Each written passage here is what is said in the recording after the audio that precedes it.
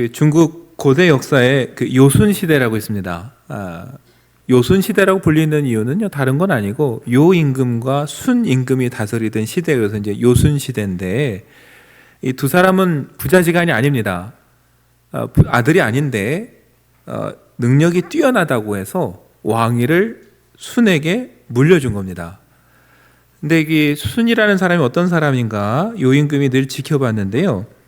가는 곳마다 사람들로부터 인정을 받고 일을 잘 해내고 사람들을 잘 규합시키는 걸 보면서 마음에 들었어요. 그런데 선뜻 왕위를 물려주지는 않았습니다.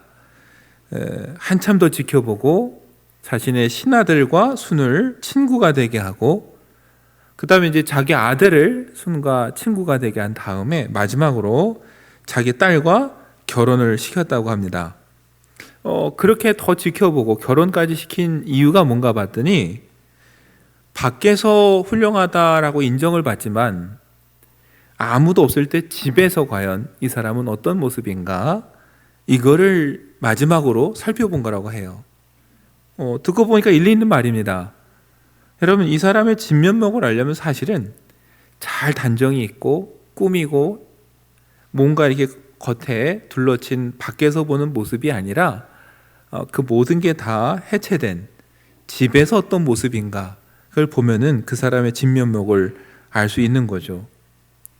그래서 가까운 사이일수록 사실은 우리가 더 조심하고 존중하고 배려해야 되는데, 그 반대인 경우가 많은 거죠. 밖에서는 너무 젠틀하게 잘하다가 집에 들어오면은 경우가 없고 예의가 없고, 밖에서 화난 거 가족들한테 다 화내는 안 좋은 모습인데, 우린 그렇게 하면서 말하죠. 가까우니까, 가족이니까. 사실 알고 보면은 가족이니까 사실 더 배려해야 되는 거예요. 여러분, 가족 구성원 중에 누구를 가장 의지하고 사랑하냐라고 물어보면은 대부분 답이 어머니, 엄마 이렇게 나옵니다. 근데 또 한 번 더 생각하면 집에서 누구하고 제일 많이 싸우는가 봐도 어머니, 엄마하고 싸웁니다. 봤더니 그 시어머니하고 며느리 사이하고 친정엄마하고 딸은 또 다르더라고요. 시어머니하고 며느리는 체면상 예의를 지킵니다. 싸워도. 근데 친정엄마하고 딸은 그게 없더라고요. 왜냐하면 너무 가깝다고 생각하니까 그냥 속에 있는 말을 그대로 다 하는 거예요. 그리고 그것 때문에 엄마가 서운하면 딸들이 그렇게 얘기를 해줘. 엄마는 그것도 못 받아주냐고. 여러분, 단편적인 예지만 우리가 가깝다라고 생각할수록 잘못하면 우리가 정말 예의가 없고 선을 넘어서 상대방을 무시할 수도 있구나. 사실은 그 반대로 가까울수록 존중해 줘야 되는 거죠. 이회수 선생님이 쓴 산문집에 이런 글이 있습니다. 그대가 사랑하는 사람을 지상에서 가장 높은 존재로 평가할 때 그대의 사랑은 천상에 이르게 되고, 그대가 사랑하는 사람을 지상에서 가장 낮은 존재로 평가할 때 그대의 사랑은 파멸에 이르게 된다. 내가 사랑하는 대상을 어떤 마음으로 대하느냐에 따라서 그 사랑이 아주 고귀한 사랑이 될 수도 있고, 사랑한다고 하지만 그 상대를 내가 무시하고 경우 없이 대하면은 그 사랑은 파멸에 이를 수밖에 없다라는 얘기를 하는 거죠. 이런 맞습니다. 사랑은요, 존중과 배려가 있어야 돼요. 무례하고 폭력적인 건 결코 사랑이 아닌데, 가끔 우린 착각을 해요. 나를 너무 사랑해서 이렇게 하는구나. 여러분, 나를 정말 사랑해 주는 사람은 나를 존중해 주는 거고 높여 주는 거고, 그래야 그 사랑이 귀한 사랑이 되는 거죠. 여러분, 이 얘기를 드리는 이유는 다른 게 아니에요.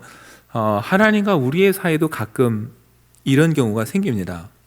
어떤 경우냐면은 은혜의 하나님, 자비의 하나님, 사랑의 하나님, 하나님께서 육신을 입고 우리에게 오셔서 임만을 함께 하신다라는 이 복된 소식을 들을 때 감사했는데, 자꾸 듣다 보니까 어떻게 돼요? 경우가 없어져요. 여러분, 하나님이 우리를 사랑한다는 것, 하나님이 자비의 하나님이라는 말과 우리가 하나님을 막대해도 된다는 말이 같은 말은 절대 아닙니다. 하나님이 우리에게 자비를 베풀어주면 줄수록 우리는 그분을 존중히 여기고 경외하는 마음이 있어야 되는데 자꾸 익숙해지니까 이 경외심이 없어져요. 그러면서 무례하게 돼요. 성경을 보면, 구약성을 보면 여러분, 엘리 제사장의 두 아들이 법궤를 가지고 전쟁에 나갔다 블레셋에서 뺏겼습니다. 우여곡절 끝에 그 법궤가 돌아왔죠. 그것을 벳세메스 사람들이 호기심에 열어봤다 죽었습니다. 그 사람들만 겁이 나죠. 이 법궤를 함부로 대면 안 되겠다. 그래서 아비나답의 집에 20년을 모셔다 둡니다. 그리고 20년 후에 이 법궤를 다시 옮기려고 시도한 사람이 누구냐면은 다윗이에요. 다윗이 이 궤를 옮기려고 무리 중에 3만 명을 뽑았다라고 사무엘 하는 기록하고 있거든요. 성대하게, 웅장하게 하나님의 궤를 모시겠다 해서 3만 명이나 뽑았는데 그만 사고가 생겼어요. 수레에 법궤를 싣고 가다가 소가 뛰니까 당연히 법궤가 덜그럭거리겠죠. 옆에 있던 우사가 법궤가 떨어질까 봐 자기도 모르게 법궤를 붙잡았고 결국 죽었습니다. 법궤는 이렇게 손을 댈 수 있는 게 아니거든요. 근데 한번 생각하면 조금 서운하기도 해요. 우사가 나쁜 일 하겠다는 것도 아니고 법궤가 떨어질까 봐 위에서 붙잡은 건데 죽게 뒀다라는 게 하나님 좀 매정하고 야멸차신 거 아닌가 생각이 좀 들기도 해요. 왜 우사는 이렇게 죽었고 하나님은 그가 죽도록 두셨을까? 여러 번 생각을 해봤는데요. 결론은 그거였어요. 하나님을 향한 경외감이 사라지고 하나님 말씀에 대한 존중감이 사라지면 이런 문제가 생기는구나. 왜냐하면요, 하나님은 일찍이 그 법궤와 성막을 만들 때 출애굽기에서 말씀하셨어요. 법궤를 옮길 때는 채를 만들어서 법궤 양쪽에 채를 꿰어서 어깨에 메고 다녀라 그랬어요. 여러분, 근데 사람을 3만 명이나 뽑아서 웅장하게 성대하게 법궤를 옮기겠다고 준비했지만 정작 이 말씀 한 구절에는 누구도 신경 안 쓴 거예요. 다윗도 우사도.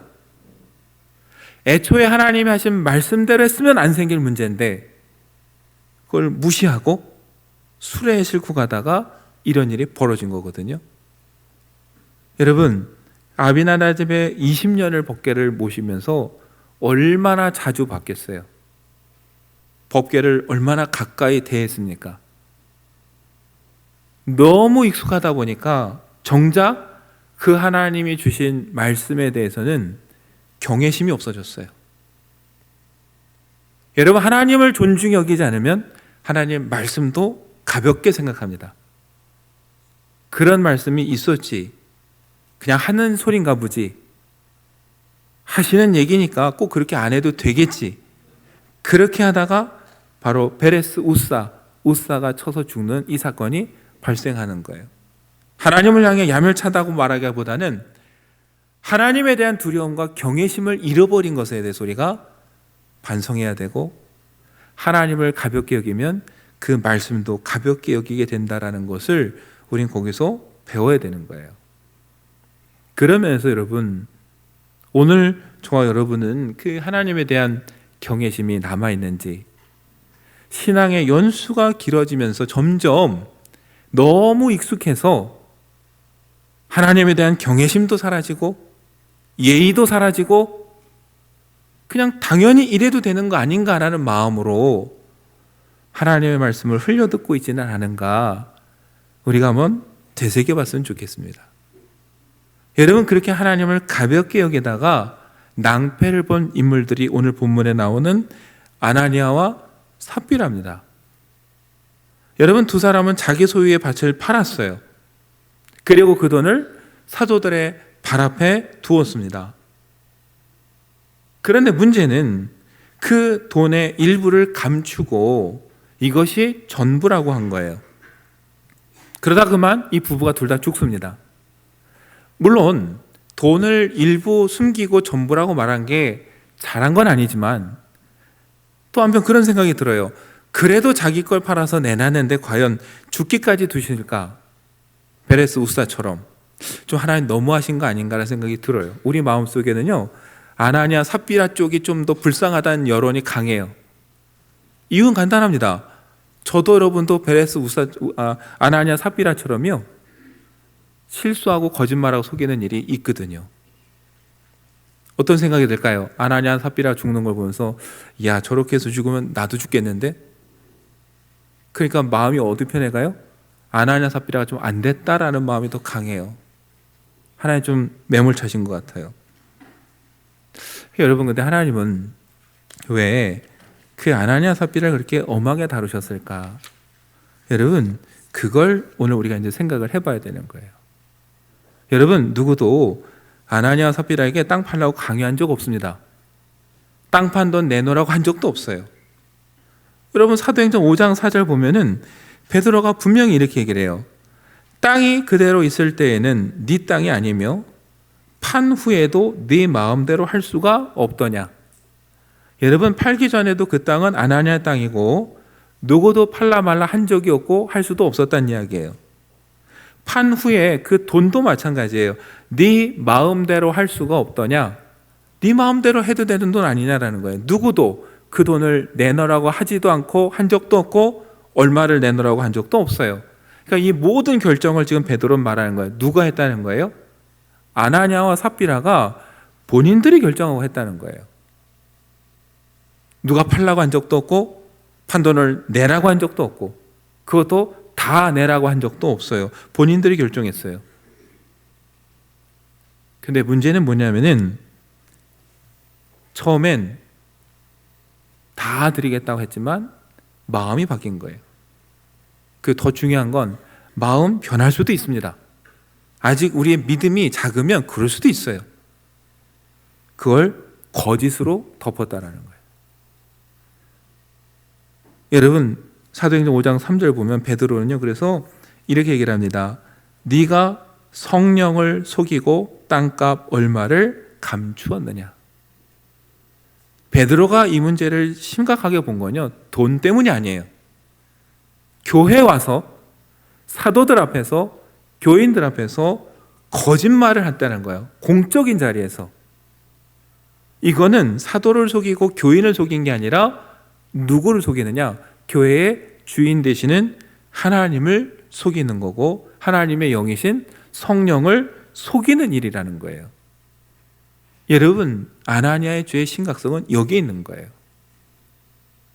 믿음의 분량에 따라 여러분, 팔 수도 있고 안 팔 수도 있고 돈을 다 드릴 수도 있고 일부만 드릴 수도 있어요. 그건 잘못이 아니에요. 그런데 사람들에게 인정받고 주목받고 싶어서 전부 바친다라는 거짓말로, 그것도 베드로가 묻고 물어도 여전히 전부라고 거짓말하는 것, 이것만큼 용서가 안 되는 거예요. 왜요? 이건 성령을 속이는 거기 때문에. 여러분, 남편이 죽은 줄 모르고 온 삽비라에게 베드로가 물었습니다. 이 땅 판값이 정말 이것뿐이냐? 삽비라가 말합니다. 예, 이것뿐입니다. 여러분, 삽비라 몰라서 한 말이 아니에요.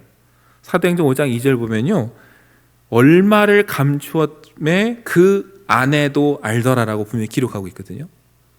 땅 판값이 얼마인지, 거기서 얼마를 띄워두고 얼마를 바치는지 여러분, 부부가 같이 계획했어요. 그런데 그 아내 삽비라는요, 베드로가 또 다시 묻는데 그 앞에서 어떻게 해요? 뻔뻔하게도 아주 의도적으로 거짓말을 하는 거예요. 이거야말로 뭡니까? 하나님을 속이고 성령을 속이는 거예요. 그래서 오늘 베드로가 우리가 읽은 5장 9절 본문에 뭐라고 합니까? 너희가 어찌 함께 꾀하여 주의 영을 시험하려 하느냐. 내 죽은 남편과 네가 함께 모의하고 꾀해서 성령을 시험하려고 하느냐. 여러분, 이게 정말 이 두 사람의 진짜 문제라는 거예요. 성령을 시험하는 것. 여러분, 하나님에 대한 두려움 없고 경외심이 없기 때문에 하나님을 시험하고 성령을 시험하는 거예요. 이거 아시겠어? 설마 이걸 아시겠어? 아니, 안들 어떻게 하시겠어? 설마 이거 가지고 뭐라고 하시겠어? 아까 말씀드렸죠. 사람에 대해서, 하나님에 대해서 존중감이 없어지고 경외심이 사라지면은 그 말을 우습게 듣기 시작합니다. 그냥 하시는 말인가 보지. 그래서 베드로가 말하는 거예요. 어찌 주의 영을 시험하느냐.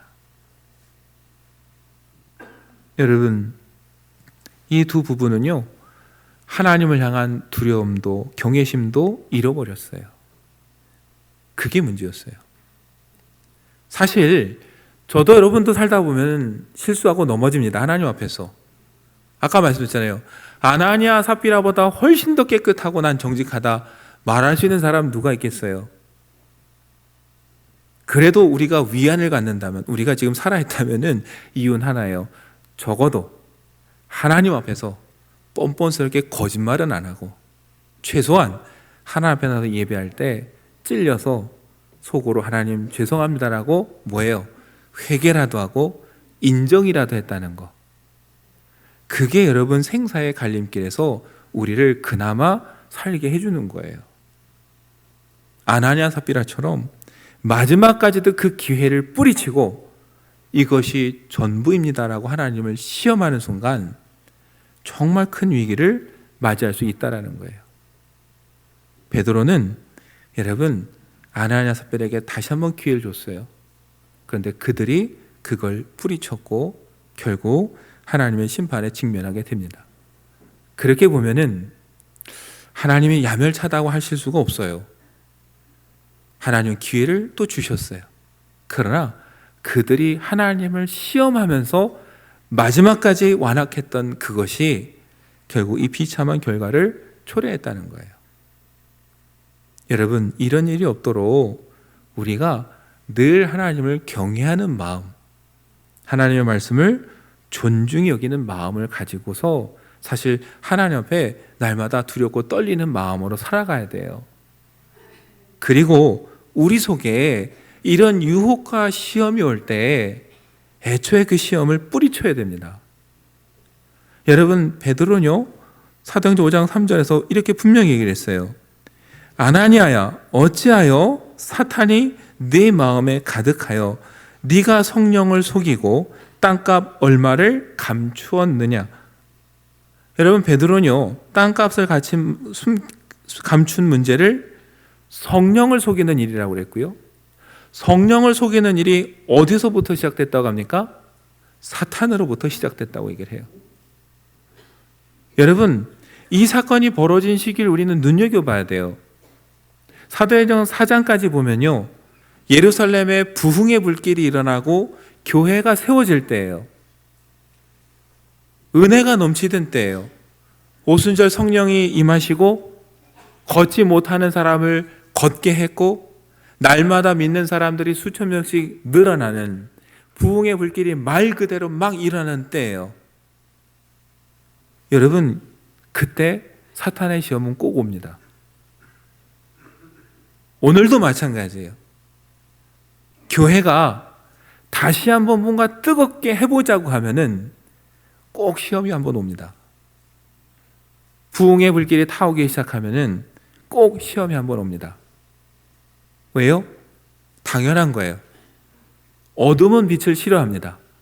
주님의 복음이 곳곳에 비춰지기 시작하고 빛이 임하기 시작하면은 어둠은, 사단은 그냥 있지 않아요. 꼭 그걸 회방하려고 합니다. 그래서 어떻게 해요? 유혹하는 거예요. 아나니아 삽비라에게 와서요, 너도 바나바처럼 밭을 팔아서 사람들 앞에 내놔봐, 인정받아봐, 칭찬받아봐, 명성을 드러내봐, 유혹하는 거예요. 묘하게도 여러분, 4장 마지막은요 그렇게 끝났어요. 바나바, 사람들이 위로의 아들이라고 부르는 바나바가 자기 밭을 팔아 사도들 발 앞에 두었다라고 끝났거든요. 근데 5장 1절이 아나니아와 삽비라로 시작합니다. 우리 성경에는 없지만요, 원래 원어에는요 5장 1절 시작할 때 그런데 이렇게 시작합니다.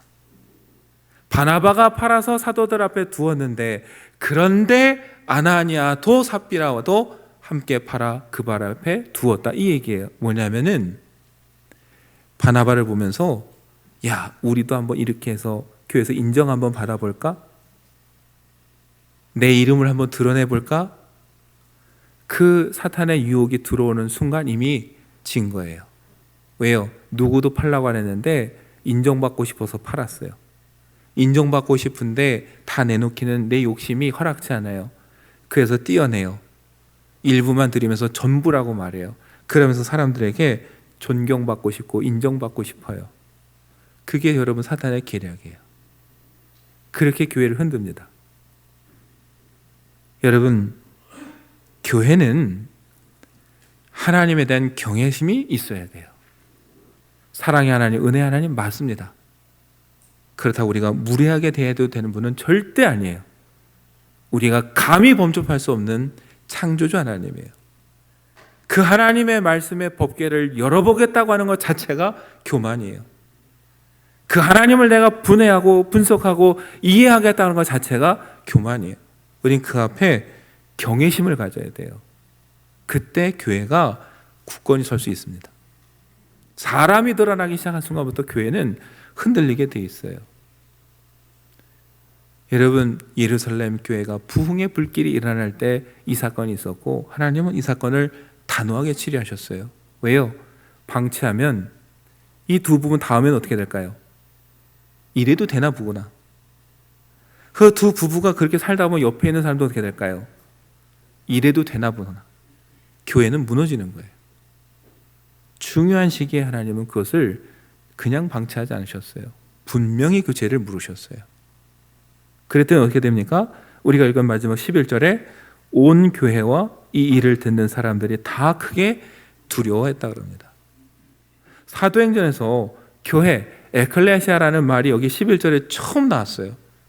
그런데 처음 교회가 나왔는데 무슨 마음으로 돼요? 두려워하니라. 근데 더 희한한 건 여러분 그 뒤에 12절 보세요. 사도들의 손을 통하여 표적과 기사가 일어나고 부흥의 불길은 계속 일어났어요. 왜요? 하나님을 두려워할 줄 알아야 여러분과 제가 어떻게 살아야 되는지가 결정이 되는 거예요. 하나님 보시고 계신데 내가 이렇게 살면 안 되지. 하나님 보고 계신데 내가 증인으로서 이렇게 살면 안 되지라는 마음, 여러분 그 마음이 있어야 복음을 전하고 세상에 빛이 되고 소금이 되는 것이고 그래야 부흥이 일어나는 것이죠. 저와 여러분이 하나님 우습게 보고 하나님 말씀 가볍게 여기는데 누구에게 가서 복음을 전하고 누구에게 가서 증인의 역할을 합니까? 거기에 무슨 부흥이 일어날 수 있겠어요? 역설적으로 여러분 그래서 교회와 이 일을 들은 사람들이 크게 두려워할 때 오히려 교회는 더 굳건해졌다는 걸 오늘 사도행전을 통해 저와 여러분이 기억했으면 좋겠습니다. 그리고 2023년 한 해를 살아갈 때 하나님을 경외하고 두려워하는 마음으로 살아갔으면 좋겠어요. 하나님 앞에 내가 이렇게 해도 될까? 하나님 말씀을 내가 이렇게 가볍게 여겨도 될까? 오히려 두렵고 떨리는 마음으로 그 말씀 붙잡고 살아감으로 우리 주변에 있는 사람들에게 더욱더 복음의 영향력을 끼칠 수 있는 그런 말년교회와 우리 성도님들 되시기를 간절히 축원합니다.